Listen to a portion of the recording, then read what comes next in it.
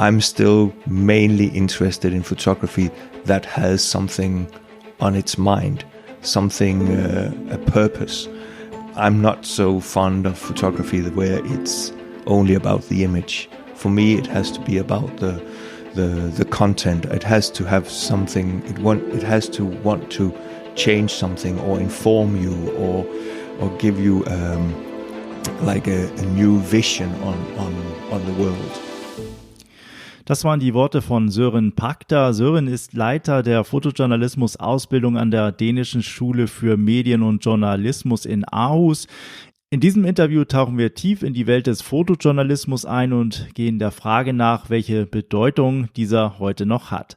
Søren ist ein anerkannter Experte auf diesem Gebiet und mit ihm spreche ich über die Veränderungen, die der Fotojournalismus im Laufe der Jahre durchlaufen hat, angefangen von den klassischen Printmedien bis hin zu den Herausforderungen, die sich aus gekürzten Budgets, der Dominanz der sozialen Medien und dem Einfluss der künstlichen Intelligenz ergeben. Ein weiterer spannender Aspekt des Gesprächs ist Sørens Buch The Essential Image.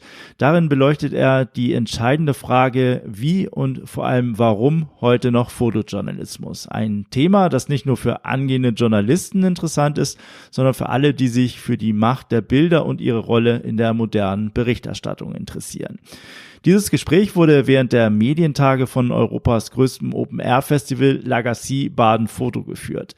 Ja, einige Interviews sind ja bereits erschienen, die Thomas und ich im Rahmen dieser Veranstaltung aufgenommen haben. Weitere werden in den kommenden Wochen noch folgen. Wenn du mehr über das Thema visuelles Geschichtenerzählen erfahren möchtest, dann schau gerne auch mal bei Abenteuer Reportagefotografie vorbei. Das ist das Projekt, das ich gemeinsam mit Thomas B. Jones mache. Neben einer interaktiven Online-Komponente gibt es auch unser Buch mit Bildern Geschichten erzählen, wie du visuelles Storytelling gezielt in deiner Fotografie einsetzt und seit kurzem auch alle Inhalte in einem 6,5-stündigen Videokurs unserer Visual Storytelling Masterclass. Alle Informationen unter www.abenteuer-reportagefotografie.de. Viele weitere Interviews zum Thema Fotojournalismus und Reportage findest du natürlich auch auf Gate 7. Es lohnt sich also, in deiner Podcast-App mal tief ins Archiv zu tauchen oder auf der Webseite unter www.gate7.de, 7 ausgeschrieben, nicht als Zahl. Und auf der Webseite kannst du die Podcast-Episoden nach Genres, wie zum Beispiel Fotojournalismus oder Reportagefotografie filtern. So, und nun zum Gespräch mit Søren Pagter. Viel Spaß! Well, Søren, thank you very much for taking the time. I'm very glad that we found a spot in this busy day to sit down. Yeah, no worries. Thank you very much. Thank you for having me here. Yeah, I was glad when I looked at the list of photographers, journalists present this year here in Baden, because last year we met and we didn't find the time to sit down and talk. So now we have the opportunity. You were so kind to give me one of your copy of your book last year, The Essential Image, it's called. You're a professor at the Danish School of Media and Journalism in Aarhus. And fascinating topic that we can talk about. But before we dive into the book and what it's about, why don't you present yourself briefly and how did you get into photography in the first place? Yeah, but thank you for having me here, and thank you for making this interview. And I'm really glad that we had the possibility to do this year. But I'm an educated press photographer from the old days, classical press photographer, worked at a newspaper, local newspaper as a trainee, became press photographer, worked as such for 6-7 years, freelancing, working for regional newspapers in Denmark. Really like very classical, traditional kind of photography that I did and worked on. But ever since I started photography, and also while I was working as a press photographer, I always worked on making my own stories, my own projects. I come from maybe a more artistic background as well. Also in terms of photography, have more friends that are within the theater, artists, creative photography world. So for me, photojournalism or press photography was just one line of work. So I've always had like a broad view on photography. And then at some point I applied for a job for teaching because I wanted to do something else than the traditional press photography. And I was lucky to get it. And then I planned that I would give it like 2 or 3 years and then I would start photographing again. And now I've been at the Danish School of Media and Journalism for 25 years. So one year took another, a new project came up, a new idea, new students, new exhibitions, new books. And there was always, or there is actually still always something new and interesting that I want to attend. And so I'm not going back to be a regular press photographer anymore. I see myself as a teacher, as a coach, as a more than a photographer now. Yeah. Maybe also a good choice. We're going to talk about that later on, about the state of photojournalism and how difficult it is to make a living as a photojournalist these days. But to be an educator and constantly being in touch with young photographers coming in and sitting in your classes. And I imagine it'd be a very refreshing experience to be in touch and to get into contact with the ideas that the young people bring in, their vision, and then helping them to find the right tools to bring them, or to take the right images to tell the stories. Yeah, it is. And that's also why I stick to this job. It's because it's I normally say that it keeps me young, but somehow that's also the feeling that it's you meet young and dedicated photographers who are engaged in their own stories, but in the world and also in the world. And this is of course interesting when you can help them, guide them, direct them, give them like not only help them with their stories, but also help them in getting the right contacts and refining their stories in better ways. So it's a super nice job, and it's also very, very inspiring. And we are at the school in Denmark. We are so lucky that we both have a huge amount of Danish students, of course, but we also run 2 international programs. So that also gives a good view on the world, and we have scholarships. So that means that it's not only people who can afford coming to Denmark, but we can also give scholarships to students from Ghana, Sudan, Bangladesh, India, Egypt, Iran, where we have a lot of students coming from these countries, and this gives like another perspective on the world, both for myself, but especially for our Danish students. Yeah. Well, unfortunately, the golden days or years of photojournalism are over. Budgets are being reduced more and more in media outlets. Why are there still young people out there wanting to become a photojournalist when it's so difficult? Yeah. First of all, I think that this this idea that we have of the golden days is also a little bit dangerous, because if we actually look at it historically, the golden days was actually a really, really, really short period in photography, because the golden days were basically maybe the 60s, 70s, a little bit of the 80s.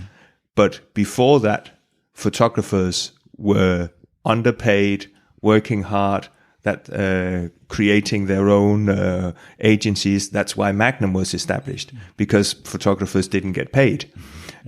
So when we talk about these golden years, we have a tendency to believe that this has been going on forever, but actually it's 20, 30 years in the history of photography. Apart from that, photographers have always been like somebody working independently on the side as artists with the same challenges as any other visual artist have in the world. So we have to be careful that we are not believing that this print era was the golden age and that was forever. But that said, of course, it is a challenging period to be a photojournalist or documentary photographer, because everybody can produce pictures, as we know, and the media outlets are under pressure because of the commercials that they don't get the commercials from, and the money goes to Google or Facebook instead. And this is also a problem in Denmark. But I think that many young people have this urge to express themselves, and I remember that from myself, and I luckily still have that feeling that we want to tell people about our view on the world. We want to tell people about what we see and what we know. And young people do that as well. Some do it in photography, others do it in theater or in paintings or in other skills. And I think that's something that is very healthy for a society. It's very healthy that we have people who are not always taking the kind of the straight way to a skilled job somewhere, but also have a desire to share their view on the world. And that's also why I love all kinds of other arts, because I think that's what it gives me as well. And I think that what we do at our school is that we are very open towards our students that this is how it is, that when they apply for our school, it's because they need to have this desire. They need to have this dedication for becoming a photographer. And they know that not everybody will get a staff photographer job. And some will do one or two of their own projects, and then they will make a living on something else. Some will get a communication job, and very few might get a job at a media outlet. But they know that, and they still have this desire to try it out. I sometimes, when we discuss this, I sometimes compare our education and photography education with like being a designer or being an architect or something like that. If you study design, you're not going to make haute couture. You maybe you wish that you will be making haute couture, but you might up in making T-shirts for somebody. But you still study to know what it is. And the same with architects. Architects also wish to make like big fancy houses, but some of them end up making like typical housing for ordinary people. So we have to sometimes think that it's also about gaining that knowledge, and then maybe you use that knowledge in a more ordinary job as well. But that's okay. It's not necessarily a problem. Yeah, it's great how you put that into perspective. First, that the golden days were not, well, maybe golden for a short period of time, and then also that there's so many ways you can go with your talent and with your knowledge as a photographer. Staying on that topic, I mean, there's so many ways and different channels at your disposal how you can communicate what you have to say. I mean, photography is just one of them. There's film, you can write, whatever, theater, other painting, so many different arts. In your case, why was it photography that you chose to be your medium, and why do you think it is such a fascinating medium still to this day? Well, we are here at Europe's biggest open-air photo festival celebrating this still image. That's a good question. I think in the beginning I was fascinated by the miracle of photography, the miracle that you could actually put light in through a camera, and then you could create your own image. But that technical miracle was what I was fascinated by. Not so much what I could use it for, but for me it was this technical miracle. And I actually think, which is quite funny, that many of our young students, they are still fascinated by this technical miracle, even in this digital age. Many of them come from schools where they have worked like with old-fashioned, traditional, analog image making, and this miracle is why they still make pictures, even though that they make digital images. So I think that was one of the reasons for myself. The other thing was that I've always been very political engaged, also from both in my school years and my young years in high school, and I think that for me, I found out that photography was one of the ways that I could use my political engagement and my political and interest in society to communicate my points of view.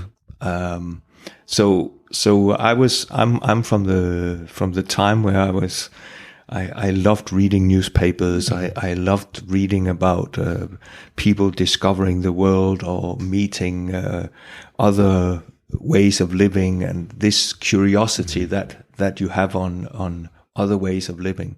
So I think that was what kind of those two things merged. So the mystery and the technical thing of photography, and then the political interest in society and how it works. Those two things could actually fit together, and I think that's why I chose that path. And I think it's, for me, it is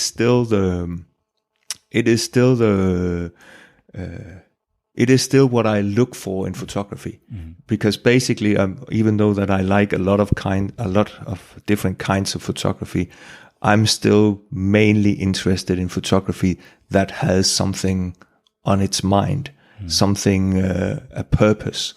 I'm not so fond of photography where it's only about the image. For me, it has to be about the content. It has to have something. It has to want to change something or inform you or give you like a new vision on the world. And that's why I think documentary photography is still what I look for. And it doesn't mean that it has to be traditional reportage, but it has to have this idea that I gain something emotionally or intellectually on new subjects for so that's what I'm looking for still, and that comes from the very beginning of my own photography. And can be seen here at the exhibition at the Baden Photo Festival. It is like it sheds the light on every year on a different region in the world, different topics, and you wander through the exhibitions, look at the pictures, and it's just like a trip that you take into regions of the world that you otherwise wouldn't have discovered, and topics you wouldn't have heard of. Yesterday we went through the exhibition here in the town, and then on the garden route, heard the words of the photographers talking about their work. What were maybe the one or two series and body of works that stand out for you this year's exhibition that we could talk about a little bit more in depth? But I think there's a lot of really interesting exhibitions, and actually I have one of my students will be coming today, and he asked me yesterday, can you send me a list of what should I see? So I was making a list yesterday night for him, but I think there's a lot of it that is really, really interesting, and now I just have to take the list here, because I'm really bad at remembering names, especially after only one day at the festival. But But I remember that the first one that I really looked at was the Russian photographer, and now I can't remember her name. She portrayed immigrants in France, and Alisa Martinova. Her project is called Nowhere Near, and normally I find some of these portrait projects a little bit challenging, because you can make some nice portraits, but you portray somebody, but then you have to read, why are you looking at this person? Where in the reportage or in the documentary field, you can see it within the picture. But I think she actually made some really strong emotional portraits. She was using the colors and the symbols in a very clever way, and I felt moved by looking at these immigrants, and her juxtaposition of her portraits and the colorful symbolic images was really quite strong. So that was when we walked yesterday. That was one of the first exhibitions that I kind of really looked at, and where I thought this was interesting for me. I also have to mention Hashim Shakari, because he's my own student. So the project that he's exhibiting, or half of what he's exhibiting, is his final project from our school. So of course I have to mention that as well. But he's a very, very talented young photographer, and he's working in Iran as some of the others as well, which is not very easy, and it's very difficult to shed light on these problems. And he's not photographing like some of the women here, photographing the conditions for women. He's photographing the conditions in the society, like drought, new housing projects, and stuff like that. And I think he has an intelligent eye, a vision that is different. He uses this pale colors and pale photography that kind of, it feels sandy. It feels as if you're in the desert when you look at the pictures. Mm-hmm. And I really like that. And then he has some really nice moments where he photographed the people in their environment. Sometimes a little bit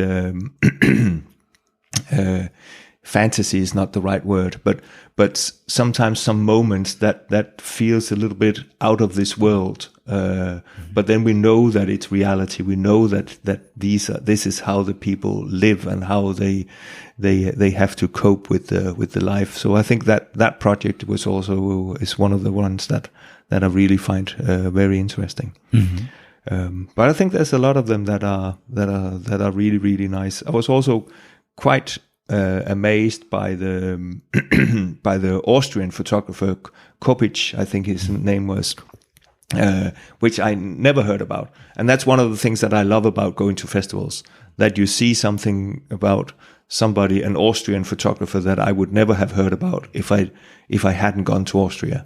And his pictures from the 30s, I think it was really amazing and very modern. The first time when I saw them, my wife and I arrived, and then they are just almost near the hotel. So we saw them, and we were like, are they old, or are they new? And somebody have made them to look like old, and that was really intriguing. I think that he's even almost 80, 90 years ago, he made pictures that are actually modern. So that was also one of the exhibitions that I was quite intrigued by. Mm-hmm. Yeah, the examples you mentioned, what they all have in common is their unique vision of the photographer behind the lens. So it's, I think, one of the important points if you want to become a successful photographer, that you have that kind of unique vision. I mean, we can all take up a camera, take up our phone, take a picture of something, but if there's no vision behind or no idea behind the image and why you take an image of something and how you put things together, I think there's something missing. Well, going from there, what do you think also at the school in your teachings, what is it that you try to communicate to your students, what they have to learn in order to really get to develop their own vision? Yeah, that's also a good question, and also one thing that is, I think, somehow almost impossible to somehow answer, because it's like how do you train creativity? How do you train a photographic vision? And I think that one of the things that we do is that I think we do it a little bit opposite that many other schools, because many other schools, to my knowledge at least, they train how a picture should look like. So that means that they train, like, now you have to shoot something and it has to be in the golden section, and now you have to shoot with a little depth of field, and now you have to shoot with a long shutter speed because it's sport. And so often many photography schools have this idea that it's a technical training, that you're taught, like, now you have to do this and this and this, then you'll become a good photographer. And basically we go the other way around. We ask our students, so what is the story that you would like to tell? What is the purpose? Why are you going to tell this story? And then we ask them, so how can you do that? So basically the technical training, the training about how the camera function and what you can do with shutter speed, all this kind of just comes on the way. But so if a student tells me that I want to photograph this and it has to be shot with a mobile phone because of this and this reason, I would never say, but this you can't do because you have to have a zoom lens, and you have to be able to change, and you have to be able to change the aperture and stuff like that. But if it works for the story, then it makes sense. And I think that's one of the things that we benefit from, is that we all the time put the story, the idea, the why you want to tell the story, what is the story really about? Not that this is an interesting story about a fisherman, but what is it really about? What is it that this fisherman can represent, and how can you show that in your images? This is what we always ask the students. And if and when we have done that, then we talk about photography. So I think for us it's a matter of turning it around. And then of course you can't make photography without knowing about photography. So we have a huge list of inspiration, and we discuss the different ways of addressing the story. But we also look at a lot of different other ways of story making.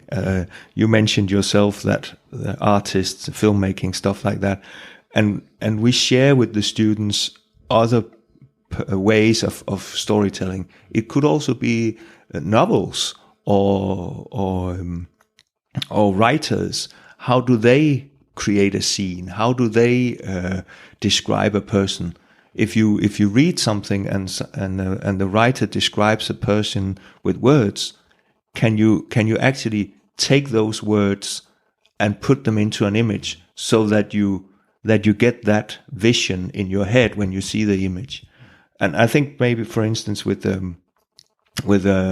Elisa, that this is maybe why her portraits were so interesting, because it was almost like reading a novel where she described the person and his or her thoughts. So I think that a lot of inspiration is quite important for photography, so that we are not limiting ourselves to look at photography as only photography. Mm-hmm. Yeah, to broaden your view and take in from all sorts of art and develop your toolkit as a storyteller. No? Yeah, it's very, very important.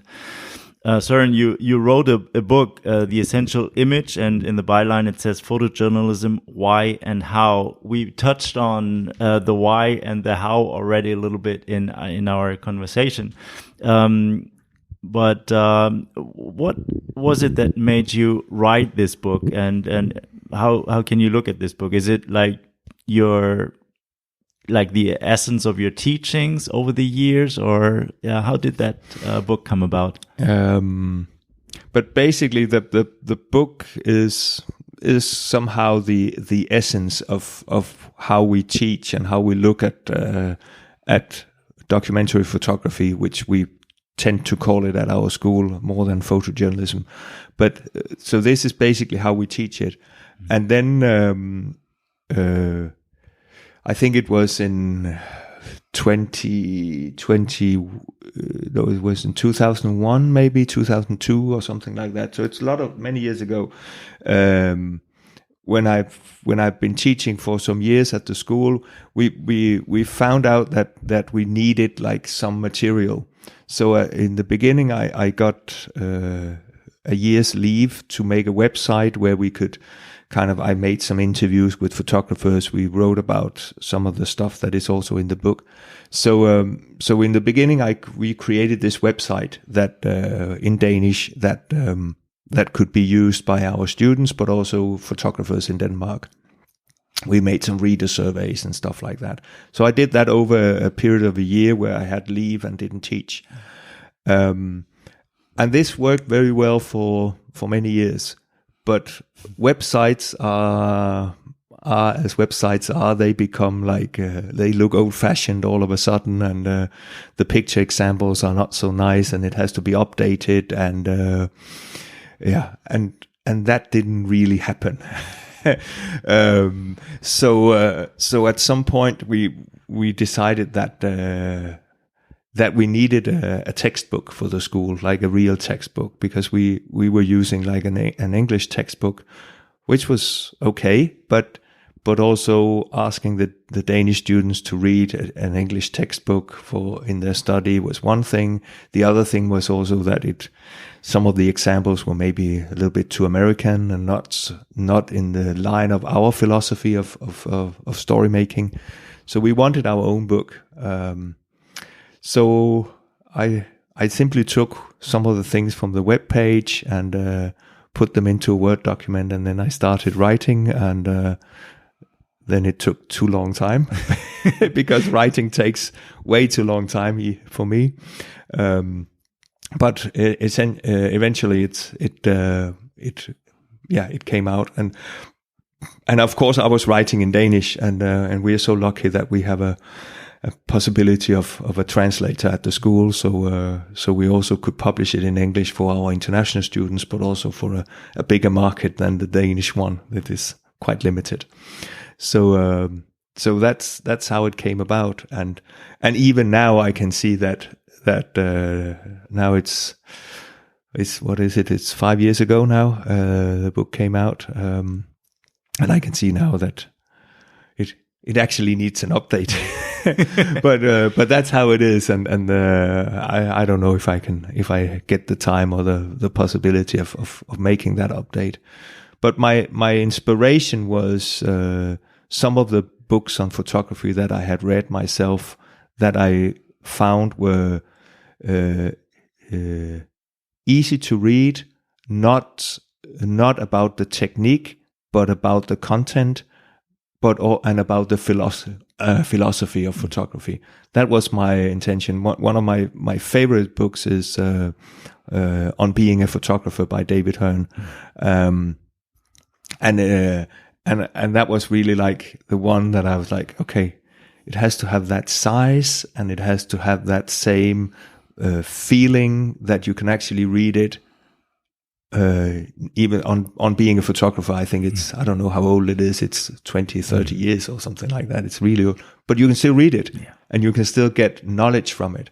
And that's what I tried to do. That was my goal. So I didn't have to update it all the time. You did a great job. I enjoyed reading your book. David Hearn's book, also a huge recommendation. It's brilliant. And you brought that into your own book as well. It's a great reference, and I'm glad that you made the English translation, because in Danish it would have been difficult. We wouldn't have that big an audience, no. Yes. Well, you mentioned that now you think it might be time for an update. What would be the points that you'd like to update in this book? But a lot of things. I think I have a chapter where I write about the genres of photojournalism, which I think is still very valid, especially within the media. But I think that right now, I think I would update that chapter a little bit with talking about the genres outside the media outlets, because here I'm focusing a little bit like, what are the genres if you look at journalism or photojournalism in the media. But for me, documentary photography is many other places, and you can also see it here at the festival that the genres are also merged. So it's like it's okay to do some staging. It's okay to do some interactive photography together with other people, which we also do at the school, and I also write a little bit about it.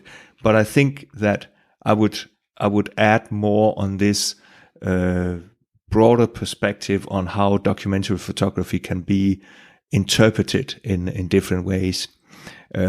So I think that would be maybe one of the things that I would do.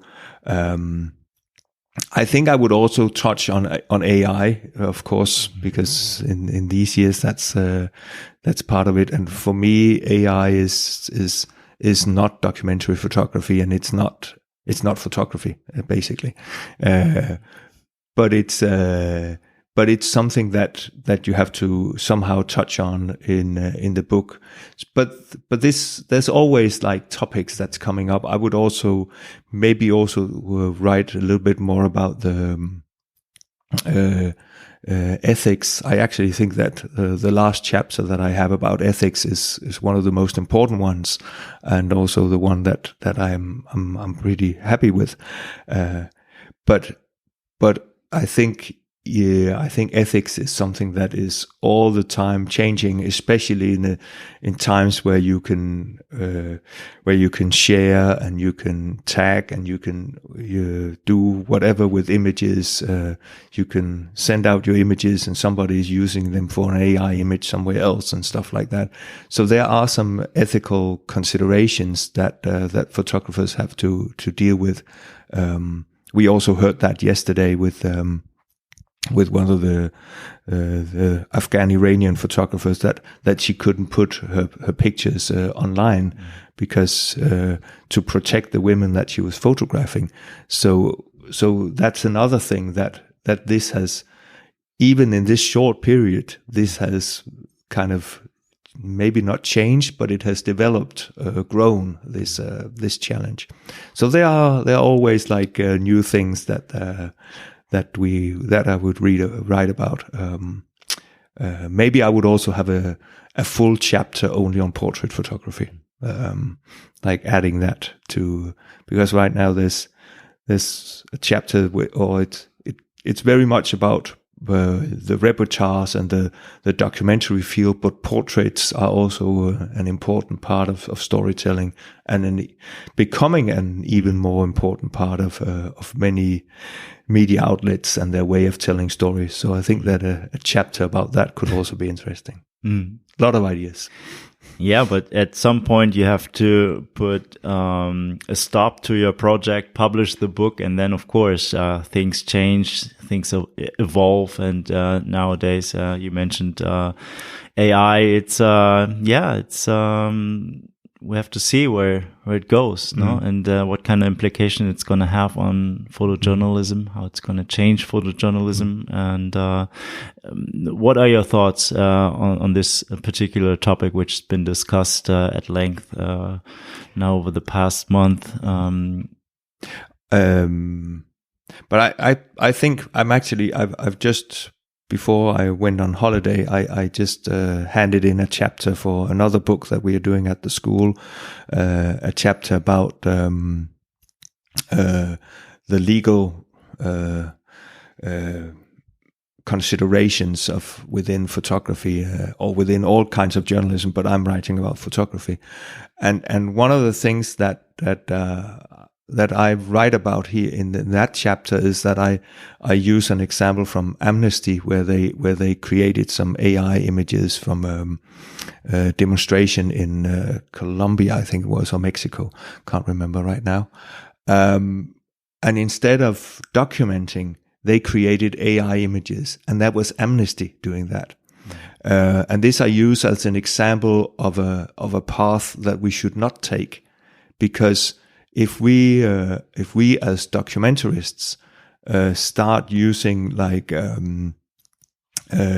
AI to create images, we are not documenting.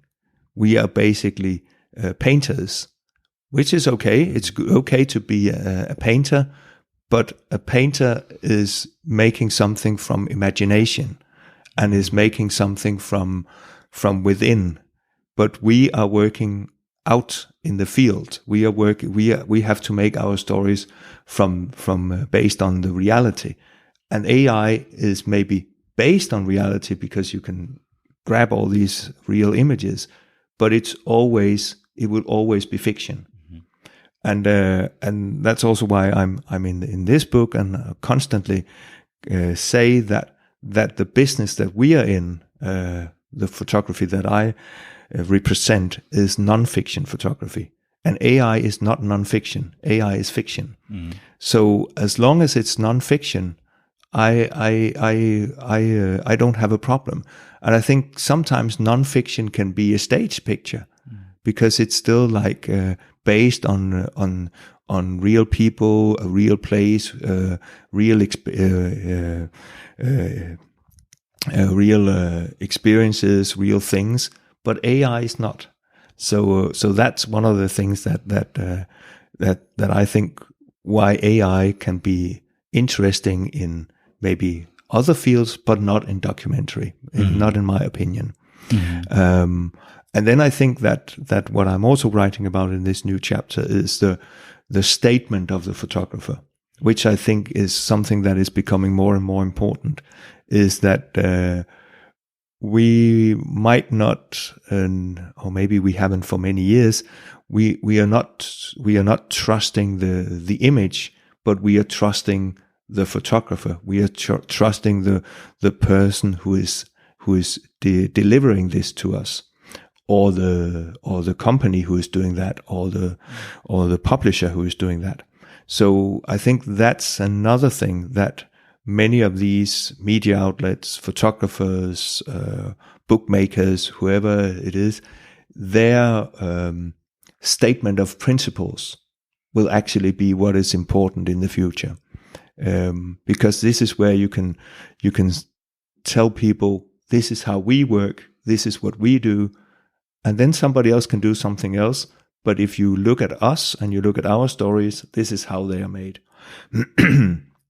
And this we have done at our school for within this past year. We have, and we're still working on them, but we have some statement of principles that we have put on our webpage and that we expect our students to work within, because we think that it's important that people know the label of what it is that they're looking at, and I think that becomes more and more important. Yeah. Yeah, right.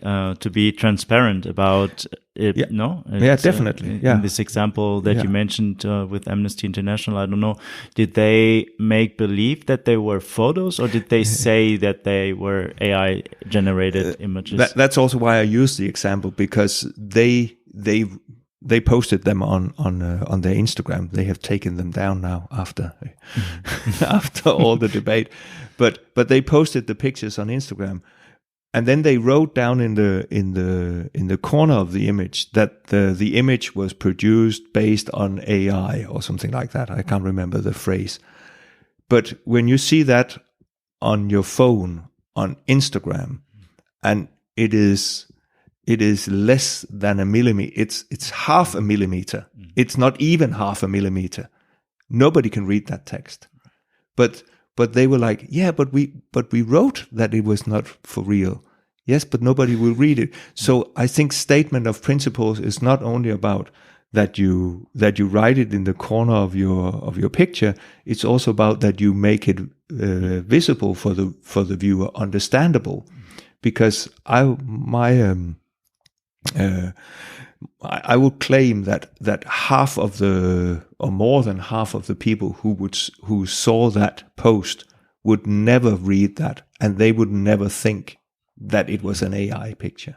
Maybe they would think that it looked a little bit unreal or a little bit wild or weird in the colors, but a lot of photography does that. Yeah. So I think it's also about how you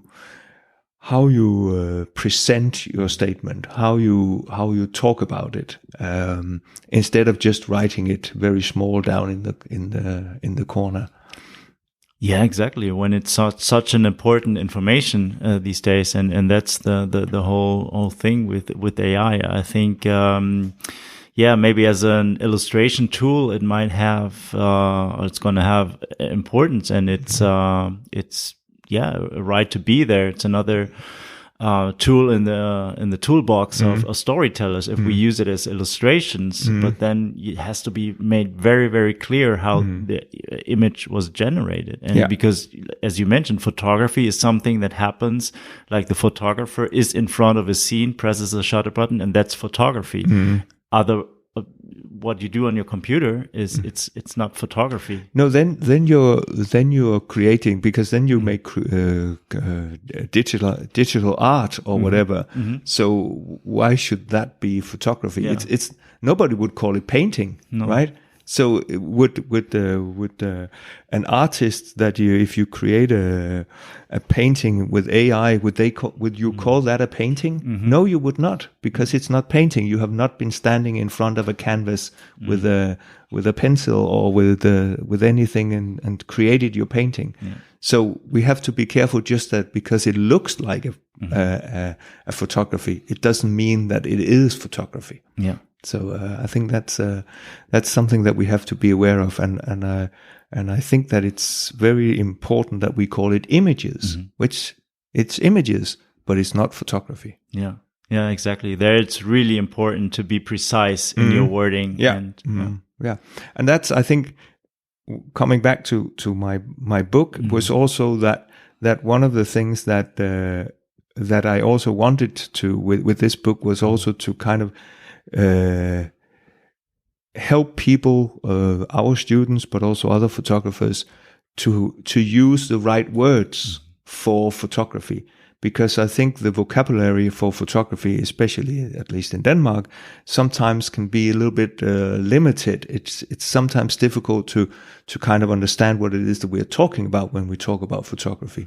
Because it's just like, it's a nice image, it has a good composition. Yeah, but what is it? Where does it come from? So one of the things that I hope the book helps people to do, but also that we do at the school, is that we give the students a vocabulary to speak about photography, to tell, so why is it that this works and this doesn't, for this particular story. Yeah, very, very important topics, and I can only recommend your book for everyone who wants to dive a little deeper into that subject. And Well, thank you very much, Søren. It's been, great talking to you about these topics and these important topics about what makes photography so unique and why I think it's going to have its place in the future as well, the still image. I'm certain it will have its place in the future, because we need documentary photography in order to write history. So basically, it's if everything is made artificial or in the computer or as commercial or something like that, we forget to look at the world that is just right outside our windows. And I think that's the most interesting part of our lives. That is the real life just outside our windows. And that's why I think that documentary photography, documentary film, documentary writing will basically never die, because we are interested in each other. We are interested in other ways of living other people's lives and experiences. And that's the only way we can get that. Yeah. Yeah, things are constantly evolving, and just as your book, in your eyes, needs an update, or there's room for an update. I think I'm looking forward also to our conversations to have an update, or maybe a second part, maybe next year. I think there's still going to be topics to talk about, and I'm looking forward to that. Thank you for today, and see you at some other time. Thank you, and thank you for having me here. Bye. Bye. Ja, das war das Interview mit Søren Pagter von der Danish School of Media and Journalism. Auf jeden Fall kann ich dir sein Buch ans Herz legen, und wenn du dich darüber hinaus noch weiter mit dem Thema Fotojournalismus und Reportagefotografie beschäftigen möchtest, dann schau dich auf Gate 7 um oder komm rüber zu Abenteuer Reportagefotografie. Vielen Dank und bis zum nächsten Mal. Dein Kai.